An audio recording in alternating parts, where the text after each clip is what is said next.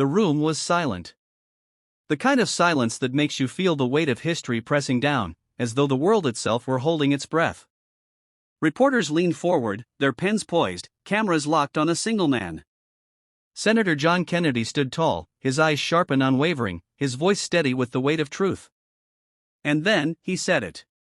It's over. George Soros, he's done. The words hung in the air like a thunderclap. Gasps rippled through the audience. For years, Soros had been a shadowy presence in American politics, a billionaire with deep pockets and a reputation for pulling strings from behind the curtain. He was a name that sparked whispers in crowded rooms, a man who seemed untouchable. But in that moment, Kennedy shattered the illusion. This wasn't just about politics. This was about power, raw, unchecked, and too often abused. Kennedy wasn't speaking to Soros alone, he was speaking to every American who had felt small, ignored, or powerless against forces far beyond their control. He knew the stakes, and that's why his words hit like a hammer. As Kennedy laid out the facts, the crowd shifted from shock to anger, then to something stronger, hope. He revealed how Soros's influence had seeped into local governments, manipulated laws, and divided communities.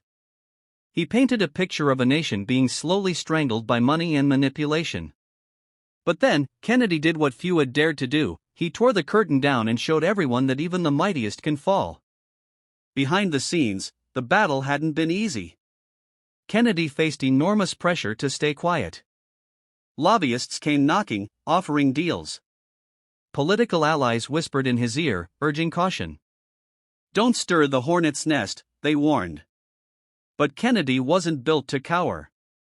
He grew up in Louisiana, where people valued grit, faith, and honesty.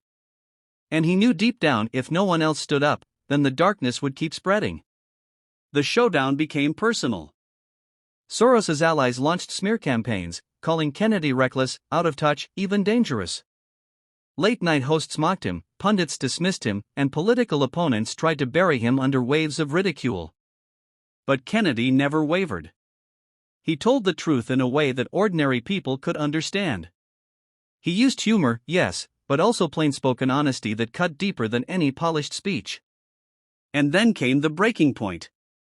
During a heated Senate hearing, Kennedy confronted a witness tied to Soros's network. The man fumbled, dodged questions, tried to play smart. Kennedy leaned in, his voice slow but sharp as a blade. Son, you can put lipstick on a pig, but it's still a pig. The American people deserve to know who's been feeding it. The chamber erupted. Even critics couldn't deny the impact. In that moment, Kennedy had cornered an empire with nothing but words and truth.